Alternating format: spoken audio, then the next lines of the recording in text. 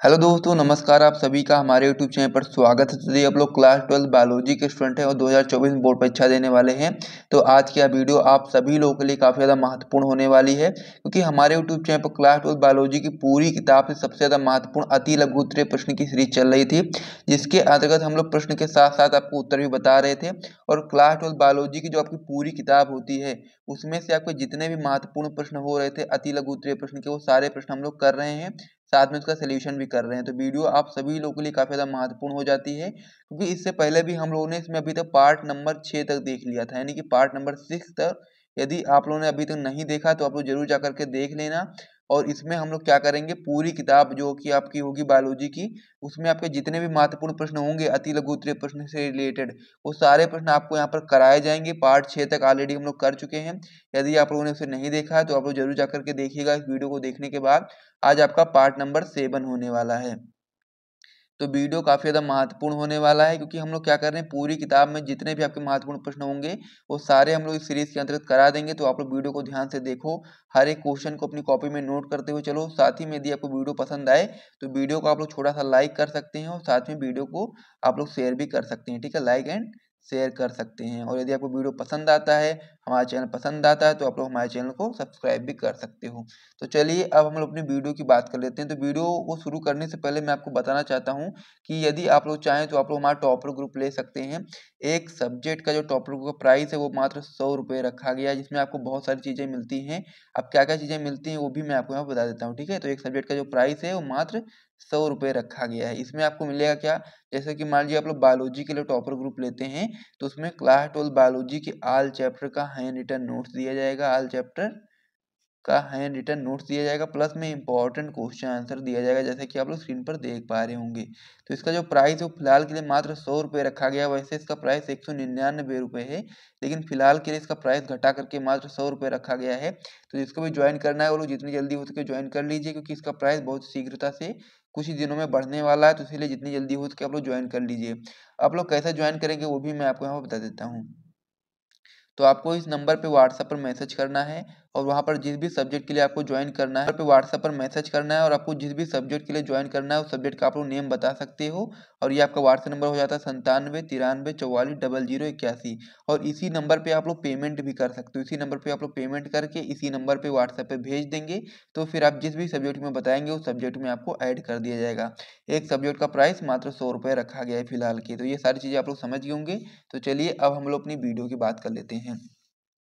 तो हम लोग पढ़ रहे थे क्लास 12 बायोलॉजी बोर्ड परीक्षा 2024 की तैयारी हम लोग कर रहे थे, और किस प्रकार से हम लोग क्लास 12 बायोलॉजी में 2024 बोर्ड एग्जाम में 70 में 70 नंबर बिल्कुल पक्का कर सकते हैं, उसी को ध्यान में रखते हुए पूरी किताब से आपके सबसे ज़्यादा महत्वपूर्ण अति लघु उत्तरीय प्रश्न की सीरीज को हम लोग चला रहे थे, जिसमें अभी तक हम लोगों ने पार्ट नंबर 6 तक देख लिया है। और पार्ट नंबर 6 तक हम लोगों ने बहुत सारे महत्वपूर्ण प्रश्नों को किया है, साथ ही में उसका सोल्यूशन किस प्रकार से आपको अपनी बोर्ड परीक्षा की कॉपी में लिखना है ताकि आपको पूरे पूरे मार्क्स मिले, वो भी मैंने आपको बताया है। तो हर एक वीडियो को आप लोग ध्यान से देखो, और यदि आप लोगों ने अभी तक पार्ट नंबर 6 तक नहीं देखा है तो आप लोग डिस्क्रिप्शन बॉक्स में जाओ, आपको वहाँ पर प्लेलिस्ट की लिंक मिलेगी, और लिंक से आप लोग क्लिक करके सभी पार्ट को देख सकते हो। आज आपका पार्ट नंबर 7 होने वाला है। तो जो महत्वपूर्ण प्रश्न आज की वीडियो हम लोग करने वाले हैं, चलिए उसको देखते हैं।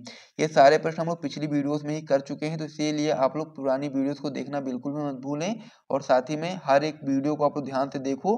और यदि आपको वीडियो पसंद आए तो वीडियो को लाइक और चैनल को सब्सक्राइब जरूर कर दिया करें, ताकि आप लोग को इसी प्रकार से रेगुलर बेसिस पे वीडियोस मिलती रहें। तो चलिए अब हम लोग अपनी बात कर लेते हैं वीडियो की, यानी कि पार्ट नंबर 7 में हम लोग कौन कौन से महत्वपूर्ण प्रश्न देखने वाले हैं। तो इस पेज को मैं यहाँ से हटा देता हूँ।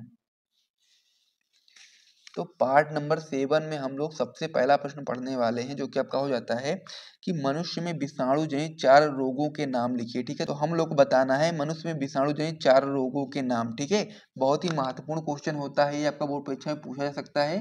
तो इसीलिए आप लोग इस क्वेश्चन को सबसे पहले नोट कर लो अपनी कॉपी में, फिर हम लोग आगे बढ़ते हैं, इसका आंसर देखते हैं। तो सबसे पहले क्या करेंगे, आप लोग क्वेश्चन लिखेंगे कि मनुष्य में विषाणु जनित 4 रोगों के नाम लिखिए।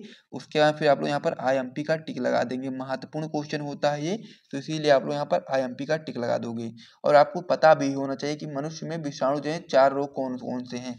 तो आप लोग बता सकते हो कि उत्तर में कि पोलियो हो गया, डेंगू ज्वर हो गया, आपका खसरा हो गया, रेबीज हो गया, चेचक हो गया तथा हेपेटाइटिस आदि विषाणु द्वारा उत्पन्न होने वाले रोग। यानी कि हमसे तो केवल 4 ही पूछा गया था, लेकिन मैंने आपको 1 2 3 4 5 6 बता दिए ताकि आप लोग पढ़ लो। 6 को याद यदि आप लोग याद करोगे तो आपको वहाँ से 4 ही याद रह जाएंगे एग्जाम टाइम में, तो आप लोग तब भी कर पाओगे। यदि 6 याद रखना है तो 6 भी लिख दोगे, कोई दिक्कत वाली बात नहीं है।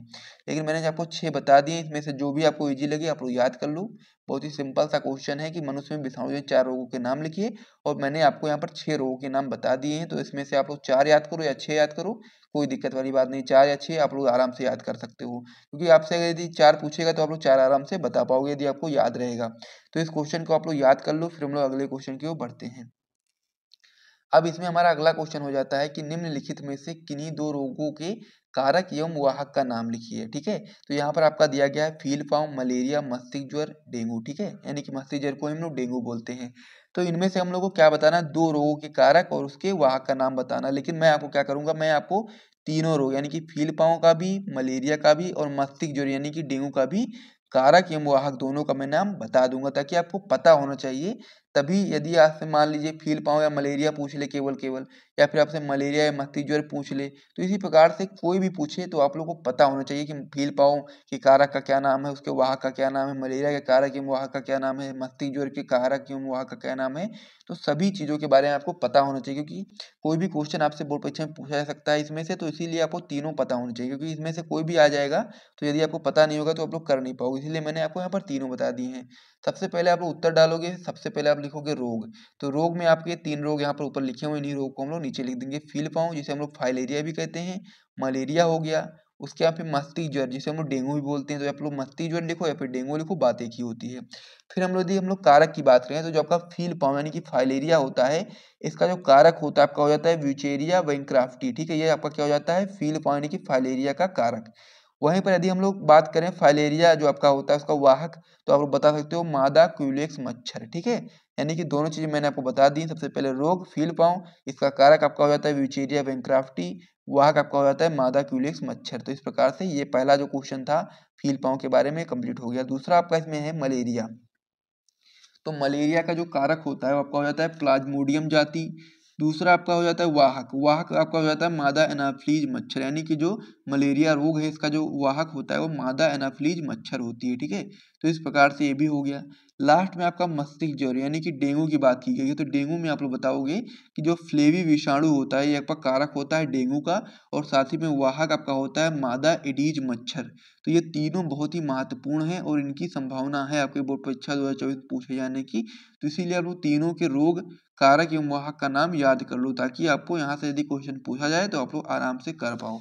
और इस पर साथ ही में VVI का टिक भी लगा लो, क्योंकि महत्वपूर्ण क्वेश्चन है, ये पूछा जा सकता है। ठीक है, यदि आपसे ये अति लघु उत्तरीय प्रश्न में नहीं पूछा भी जाएगा तभी आपका ये बहुविकल्पी में पूछा जा सकता है कि मलेरिया के वाहक का नाम बताओ, या फिर मलेरिया के कारक का नाम बताओ, या फिर डेंगू के कारक या वाहक का नाम बताओ। इस प्रकार से क्वेश्चन बन सकते हैं। तो इसीलिए आपको उसको अच्छे तरीके से याद कर लेना है, कहीं पर भी क्वेश्चन पूछा जाए तो आप लोग उसका आंसर बता पाओ। ठीक है, तो इतना आप लोग नोट कर लो, फिर हम लोग अगले क्वेश्चन की ओर बढ़ते हैं। वीडियो यदि आपको पसंद आ रहा हो तो वीडियो को आप लोग लाइक भी कर दीजिए, ताकि आप लोगों को रेगुलर बेसिस पर इसी प्रकार की महत्वपूर्ण वीडियोस मिलती रहें। ठीक है, तो अब हम लोग अगले पेज पर बढ़ते हैं। अब इसमें हमारा अगला क्वेश्चन हो जाता है कि टाइफाइड बुखार उत्पन्न करने वाले सूक्ष्म जीव का नाम लिखिए। ठीक है, तो आप लोग इसका आंसर आराम से बता सकते हो कि साल्मोनेला टाइफी विषाणु जो आपका होता है वो आपका टाइफाइड बुखार उत्पन्न करने वाले सूक्ष्म जीव का नाम है। ठीक है, तो इस प्रकार से ये भी क्वेश्चन आपका कंप्लीट हो गया है, तो इसे भी आप लोग अपनी कॉपी में नोट कर लो। उसके बाद हम लोग अगले क्वेश्चन की ओर बढ़ते हैं।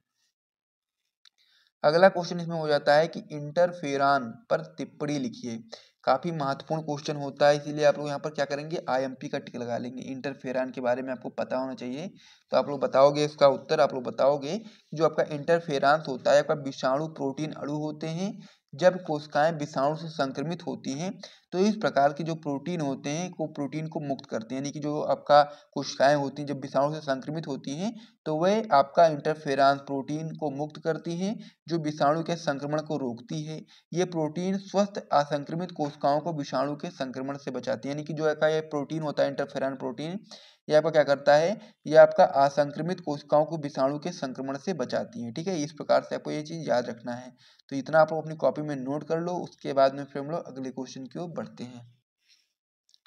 अगला क्वेश्चन हमारा हो जाता है कि मनुष्य में अमीबिता या अमातिसार भी बोल सकते हैं इसको, और इसको इंग्लिश में हम लोग बोलते हैं अमीबिएसिस। ठीक है, तो क्या होता है अमीबिता, आप लोग यहाँ पर समझना है कि मनुष्य में अमीबिता रोग किससे उत्पन्न होता है। तो आप लोग बताओगे इसका उत्तर कि जो अमीबिता होता है इसे हम लोग इंग्लिश में बोलते हैं अमीबिएसिस।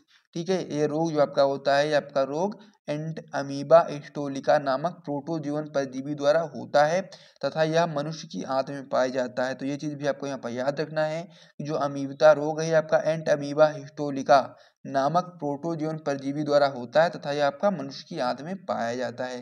तो इस प्रकार से ये क्वेश्चन भी आपका कंप्लीट हो गया है, तो इसे भी आप लोग अपनी कॉपी में नोट कर लो। उसके बाद में फिर हम लोग अगले क्वेश्चन की ओर बढ़ते हैं। अब हमारा अगला क्वेश्चन इसमें हो जाता है कि मनुष्य में साधारण जुकाम उत्पन्न करने वाले दो विषाणुओं के नाम लिखिए। ठीक है, तो बहुत ही महत्वपूर्ण क्वेश्चन है ये भी आपका। तो आप लोग बताओगे कि मनुष्य में साधारण जुकाम उत्पन्न करने वाले दो विषाणु में आप लोग बता सकते हो, एक आपका हो जाएगा राइनो विषाणु और दूसरा आपका हो जाएगा कोरोना विषाणु। तो इस प्रकार से ये भी क्वेश्चन आपका कंप्लीट हो गया है, तो इसे भी आप लोग अपनी कॉपी में नोट कर लो। उसके बाद में फिर हम लोग अगले क्वेश्चन की ओर बढ़ते हैं। और जितने भी क्वेश्चन मैं आपको यहाँ पर बता रहा हूँ सभी आपके बहुत ही महत्वपूर्ण प्रश्न हैं जो कि आपके बोर्ड परीक्षा में आए हुए हैं। इसीलिए हम लोग यहाँ पर इन सारे प्रश्नों को कर रहे हैं, ताकि यदि आप लोग अपनी बोर्ड परीक्षा की कॉपी में ये सारे क्वेश्चन अच्छे तरीके से कर आते हो, या फिर यदि आप लोगों ने अभी तक कोई भी तैयारी नहीं करी है और आप लोग केवल इन्हीं प्रश्नों को पढ़ करके जाते हो, तब भी आप लोग अपनी बोर्ड परीक्षा में बहुत ही अच्छा स्कोर कर सकते हैं। तो अगला क्वेश्चन हमारा हो जाता है कि एक ऐसे प्राणघाती वायरस रोग का नाम लिखिए जिसका पूर्ण इलाज संभव नहीं है। ये भी आपका महत्वपूर्ण प्रश्न है, यहाँ पर भी आप लोग आईएमपी का टिक लगा लेंगे। ठीक है, तो इसका उत्तर आप लोग बताओगे। जो आपका एड्स होता है ये आपका प्राणघाती रोग है, क्योंकि एड्स जो आपका होता है इसका अभी तक कोई भी पूर्ण इलाज जो है आपका इलाज संभव नहीं है। तो इसीलिए आप बता सकते हो कि एड्स आपका होता है एक प्राणघाती रोग होता है।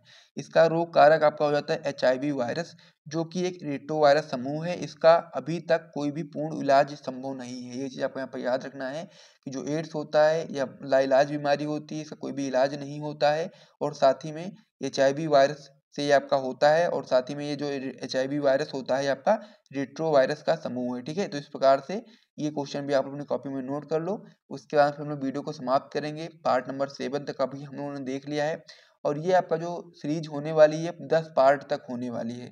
तो पार्ट नंबर 7 हम लोग कर ही चुके हैं, बस आपके 3 पार्ट और बचे हुए हैं। और 3 पार्ट जैसे आप लोग कंप्लीट कर लोगे, फिर आपका जो पूरी किताब से जितने भी महत्वपूर्ण अति लघु उत्तरीय प्रश्न होते हैं वो सारे आपके कंप्लीट हो जाएंगे। तो इसीलिए आपको यदि अभी तक वीडियो पसंद आए तो वीडियो को लाइक करिए, चैनल को सब्सक्राइब करिए। फिर हम लोग मिलते हैं नेक्स्ट वीडियो में, तब तक के लिए जय हिंद।